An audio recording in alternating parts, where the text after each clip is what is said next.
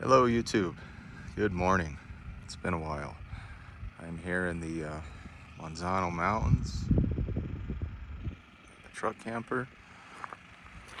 I'm back at one of my favorite campgrounds here in the Manzano Mountains. This is Red Canyon Campground.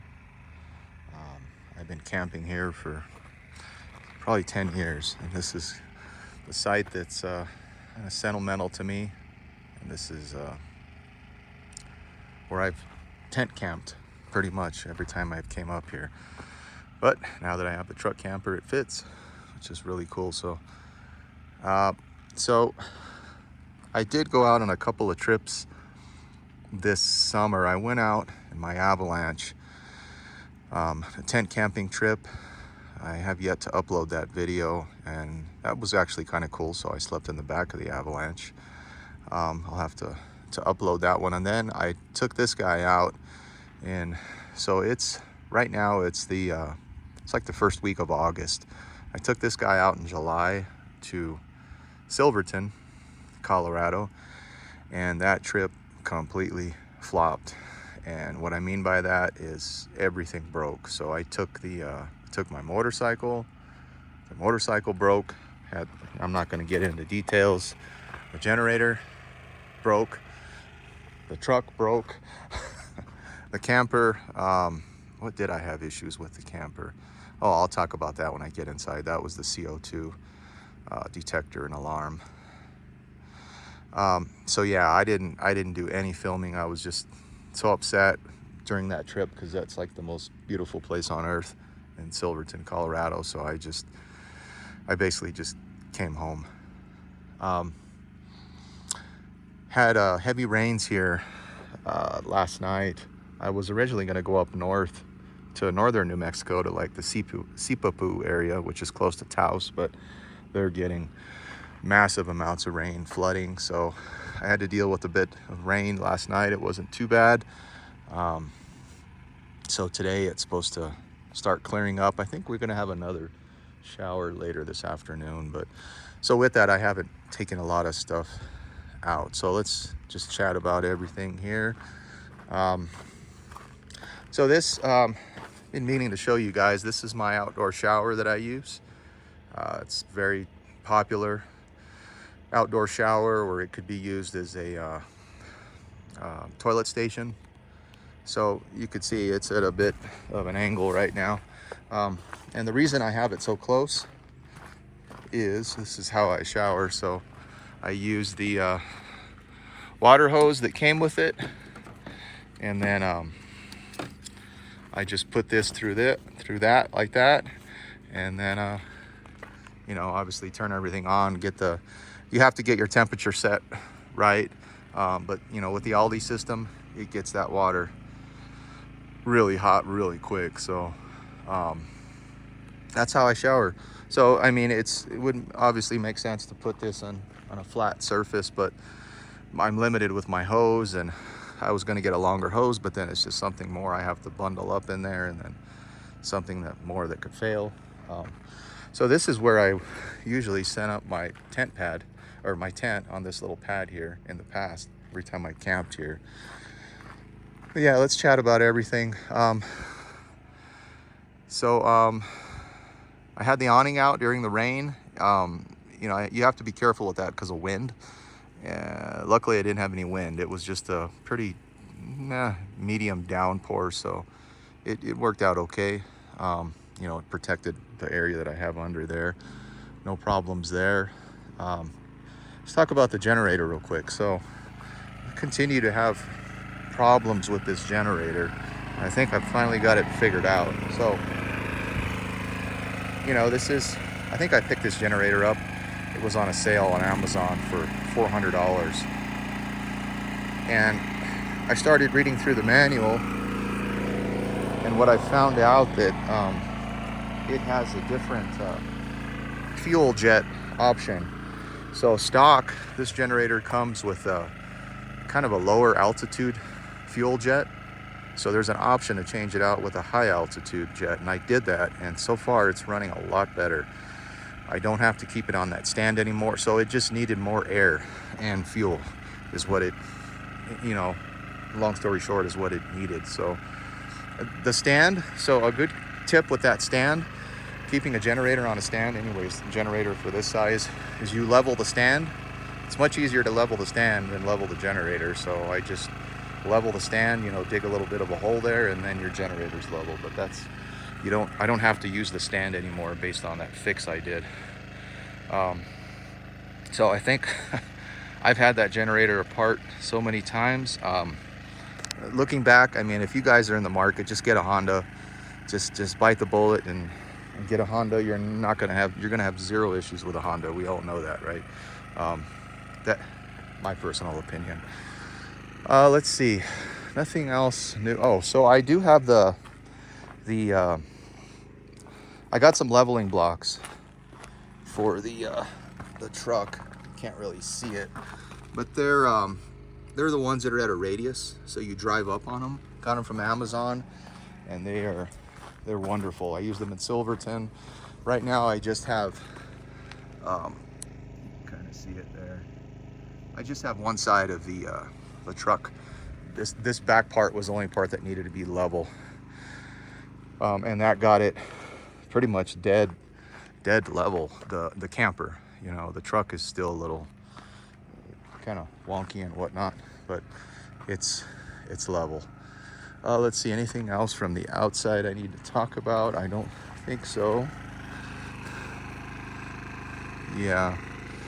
All right, let's go in the oh, before I forget, so there's a gentleman that just asked me recently on YouTube. He's basically saying this is wasted space, having all this, you know, and why not have the camper built out there? I mean, he's right. I mean, but that's why they have different variations of these campers, you know.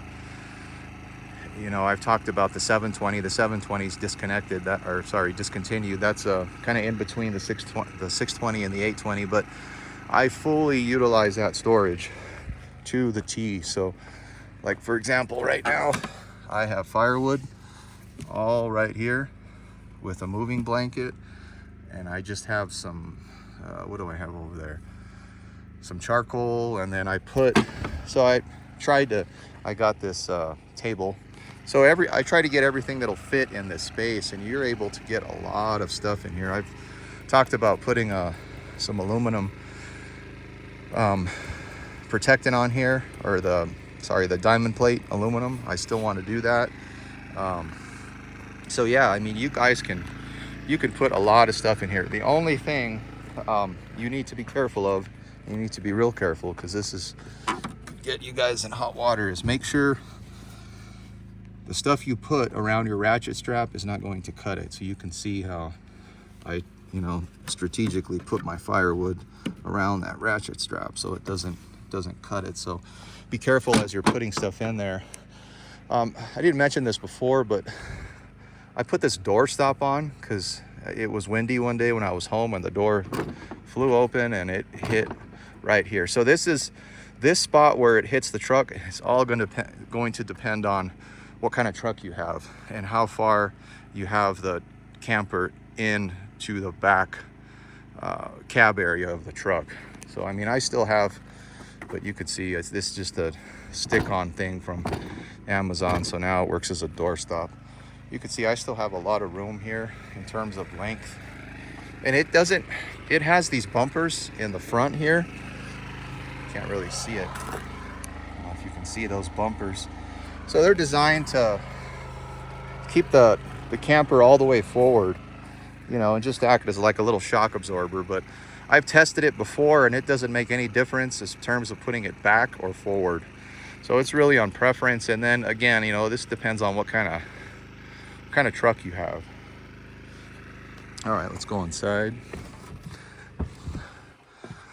So I haven't did really anything new. There's a couple of things to point out. So I got these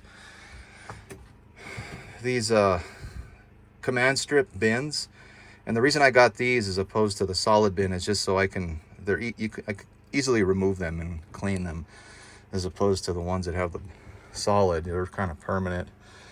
Oh, I got this. So, sure you guys have Keurigs at home. So we have Keurig. We have the Keurig minis. I tried the mini, and it wouldn't. The generator wouldn't run it. It was overloading. So I found this Keurig is their lowest watt Keurig that they make. This is 1,000 watts.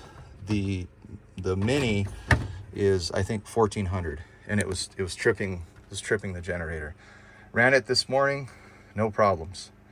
But that was before I fixed the generator with the jet, and then I did some other stuff with the air filter.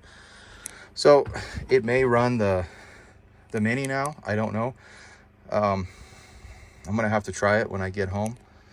Let's see, what else did I do? So I got this gas detector. And the reason I got this gas detector is because I was sick and tired of this thing going off in the middle of the night. So I disconnected it. And the reason it goes off is because my dog is old, and you know, he has gas during the middle of the night, and it sets it off. And the only way you can't reset this stupid thing. You have to open the windows and just let the camper ventilate. So I was just tired of that stupid thing. So this one is, there's a bunch of different variations of this. I don't know if you guys can see that. This is one of the only ones I found that is somewhat portable with a USB. So I have it with a USB. But this is another good tip with this. So if you guys are looking at getting one of these, be sure that it can detect propane, butane, because a lot of them just detect like a natural gas or CO2 emissions. So this one does everything. So the 0.0 percentage means that's, so that, I was reading the manual, that 0.2% means your air is clean. If then it'll start going through different phases of the alarms in there. So I haven't, like, you know, it hasn't gone off, but you know, last night, I mean, he didn't have gas, and I could usually smell it if he does. Here's the box for that. So I mean, if that's something, you know, this is there to save your life. For example, like if you're running the Aldi system when it's cold, that is very important to have some type of protection in here when you have the gas system running. I get that. So I need to really force this to see if it'll work with a gas leak. And I could easily reconnect that. This cover comes off, and it's just too little. It's DC, so it's 12-volt system, 2 little wires, not a big deal. Let's see, what else have I did in here? No other modifications. Still using the TV there. I think that's it. If you guys have any questions about anything I missed in here, let me, or just questions about something that you guys see that I'm not speaking of, just let me know. All right, let me go back outside. Well, as I mentioned, the dog is getting old. He's this month of August, he officially turns 10 years old, so he's getting old. You could see he was eating grass because his stomach's probably a little upset. I've been giving him, so I don't know if this is, I think it is, but for his health, I've been giving him eggs in the morning ever since he was a baby. And I think, I mean, eggs are good for, you know, they have cholesterol, but that's kind of a trick I've been doing with him, and it's kept him going, it's kept him strong. So I am going to look into getting another puppy soon. I've had just wolf hybrids my whole life exclusively, so I want to get more of a timber wolf, you know, the traditional colored timber wolf, and maybe a little bit of a higher content wolf, and that way he could start working with them while he's still alive. Let's see, nothing out here. So on a personal note, I'm going to be changing jobs, so you guys may not be seeing me camping as much. I'm going to start working Monday through Friday, which I've never worked in my entire life. I've pretty much worked my whole career of 28 years as a engineering technician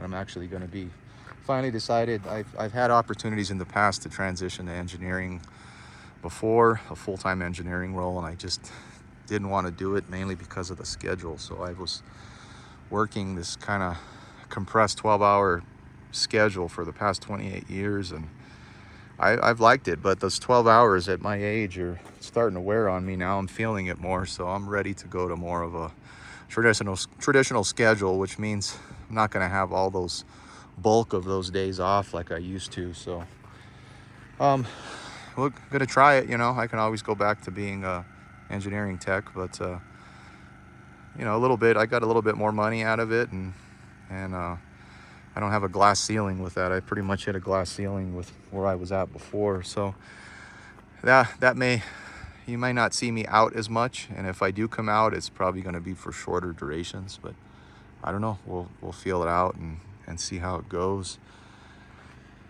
I think that's it, guys. So you guys have any questions on this, or just let me know. All right, take care, everyone.